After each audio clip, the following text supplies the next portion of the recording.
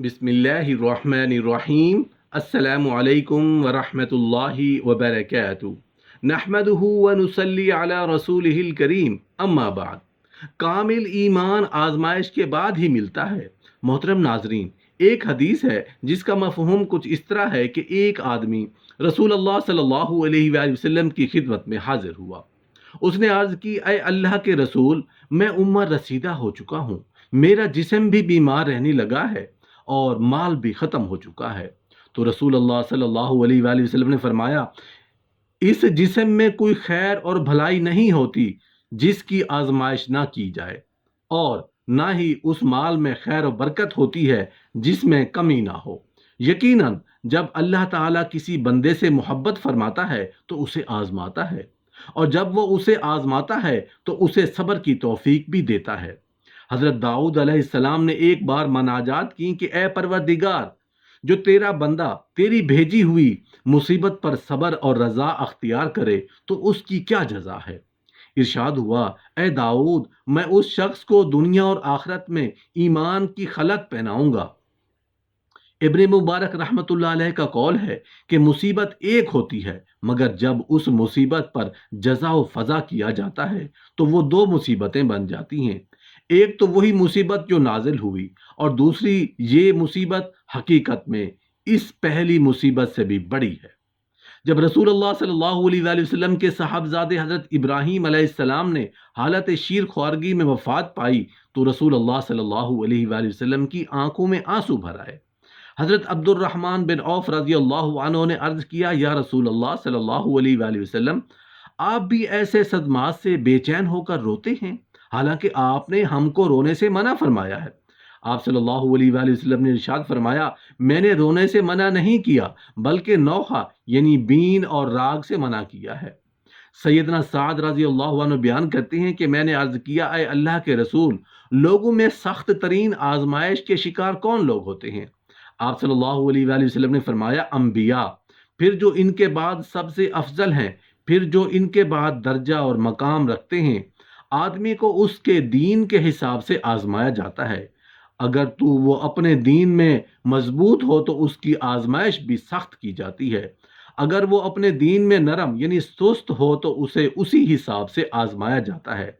बंदे पर आजमाइश और मुसीबत आती रहती है, यहाँ तक कि उसे ऐसा करके छोड़ती है कि वो ज़मीन पर चल फिर रहा होता है और उस पर कोई गुनाह बाकी नहीं रहता। जो शख्स जिस कदर ज़्यादा दीनदार होता है, अल्लाह ताला उसकी साबित कदमी देखने और उसे बुलंद दर्जात पर फायज करने के लिए उसे उसी कदर आजमाइश से गुजारता है। नेक साहिब ईमान पर मुश्किलात का आना उसके कामिल ईमान और अल्लाह ताला का महबूब और मुकर्रब बंदा होने की अलामत होती है। उसे इन मसाइब से घबराना बिल्कुल नहीं चाहिए, बल्कि सब्र का मुजाहिरा करना चाहिए, ताकि अल्लाह ताला जहां उस मुसीबत और आजमाइश के बाद उसके गुनाहों का खात्मा फरमाए, वहां उसके सब्र के बदौलत उसके दर्जात को भी बुलंद फरमा दे।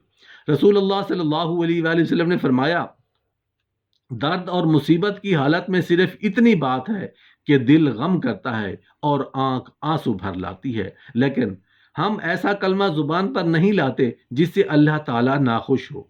इस आयत की तफसीर में हजरत अब्दुल्ला बिन अब्बास रजी अल्लाह अन्हु फरमाते हैं कि इरशाद खुदाबंदी के मुताबिक दुनिया रंज बला, इम्तिहान और आजमाइश का घर है। दुनिया में अल्लाह ताला ने अपने बंदों को आजमाइश के लिए पैदा फरमाया और उनको सब्र का हुक्म दिया, और दूसरी आयत पाक में सब्र करने वालों को बशारत दी, यानी ऐ लोगो, हम ज़रूर तुम्हारा इम्तिहान करेंगे और खौफ, अंदेशा और फ़क्र फाका और मालो जान और फल फुलवारी के नुकसान, इस किस्म की मुसीबतों में मुब्तला करेंगे। उन लोगों के लिए बशारत और नवीद है जो मुसीबत में पड़ते हैं, बारगाह अल्लाह ताला में रजू लाते हैं, सदक दिल से कहते हैं, इन्ना लिल्लाहि व इन्ना इलैहि राजिऊन। हज़रत अब्दुल्ला इब्ने अब्बास रज़ी अल्लाह अन्हु से रिवायत है कि जिस शख्स पर कोई मुसीबत आए और वो सब्र जमील बजा लाए तो ज़रूर दाखिल जन्नत होगा। किसी ने पूछा कि सब्र जमील क्या चीज़ है। आप रज़ी अल्लाह अन्हु ने फरमाया, शिद्दत गम से आंखें खुली रह जाएं और खौफ इलाही से ज़ुबान बंद हो जाए।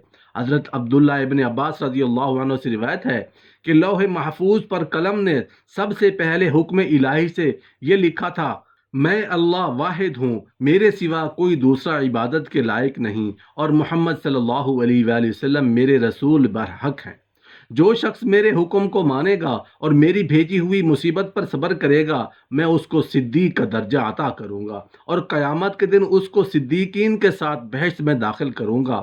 اور جو شخص میرے حکم کے سامنے تسلیم و رضا نہ اختیار کرے گا اور میری بھیجی ہوئی مصیبت پر صبر نہیں کرے گا اور میری نعمتوں کا شکر نہیں بجا لائے گا، اس کو چاہیے کہ میرے آسمان کے نیچے سے نکل جائے اور میرے سوا کوئی دوسرا پروردگار ڈھونڈ لے۔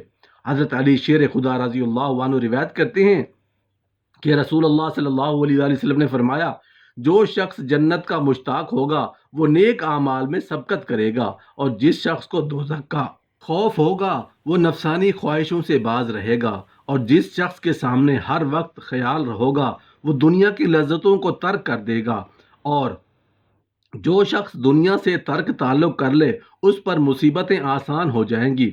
سیدنا ابو حریرہ رضی اللہ عنہ بیان کرتے ہیں کہ نبی کریم صلی اللہ علیہ وآلہ وسلم سے سوال کیا گیا، لوگوں میں سب سے سخت آزمائش کن کی ہوتی ہے؟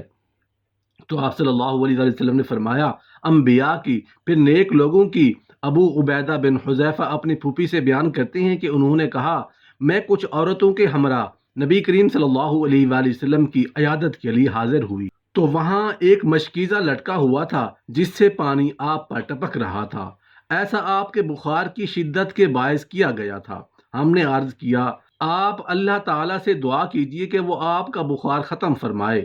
تو آپ صلی اللہ علیہ وآلہ وسلم نے فرمایا، یقیناً لوگوں میں سب سے سخت آزمائش انبیاء کی ہوا کرتی ہے، پھر ان لوگوں کی جو ان کے قریب ہوتے ہیں، پھر ان کی جو ان سے قریب درجے والے ہوتے ہیں۔ اللہ تعالیٰ ارشاد فرماتے ہیں، اگر تمہارے رب کی طرف سے ان پر مصیبت کا کوئی ایک جھٹکا بھی آ جائے تو وہ یہی کہیں گے، ہائے ہماری بدقسمتی، ہم واقعی غلط کام کر رہے تھے۔ مشرک لوگوں کی کمزور حالت کا تذکرہ کرتے ہوئے کہا گیا کہ جب ان پر کوئی خطرہ پیش آ جائے گا، خواہ وہ خطرہ چھوٹا ہو یا بڑا، مصیبت کا ایک جھونکا آ جائے گا تو ان کا حال یہ ہے کہ یوں تو بڑے اکڑ رہتے ہیں، غرور کھا رہے ہیں، لیکن جب مصیبت آتی ہے تو آدمی بدحواس ہو جاتا ہے، اور پھر اس کی سمجھ میں جو بھی تدبیر آتی ہے وہ کرتا ہے، روتا ہے اور پریشان ہوتا ہے۔ اسی کو فرمایا کہ ایک طرف تو ان کی یہ اکڑ ہے کہ بات سننے کے لیے تیار نہیں، دوسری طرف یہ حالت ہے کہ اگر تمہارے رب کی طرف سے ان پر مصیبت کا ایک جھونکا آ جائے تو اس وقت یہ روئیں گے، چلائیں گے اور کہیں گے، ہائے ہم قسمت کے بڑے خراب نکلے، واقعی ہم تو بہت غلط راستے پر پڑے ہوئے تھے، ہم نے بہت ہی غلط کام کیا، آج ہم کو اس کا خمیازہ بھگتنا پڑ رہا ہے۔ اللہ تعالیٰ نے یہاں مصیبت کی نسبت اپنی طرف کی ہے، جس سے یہ واضح ہو گیا کہ کسی چیز کا آنا اتفاقی بات نہیں، بلکہ جو کچھ ہوتا ہے اللہ کے کرنے سے ہوتا ہے۔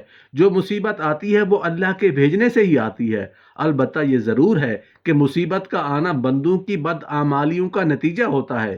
اللہ تعالیٰ ارشاد فرماتے ہیں، ہم نے بہت سے جن و انسان جہنم کے لیے پیدا کیے ہیں، ان کے دل ہیں مگر سمجھنے کے لیے استعمال نہیں کرتے، ان کی آنکھیں ہیں مگر وہ ان سے دیکھنے نہیں ہیں، ان کے کان ہیں مگر وہ ان سے سنتے نہیں ہیں، دراصل یہ تو جانوروں کی طرح ہیں بلکہ ان سے بھی گئے گزرے ہیں۔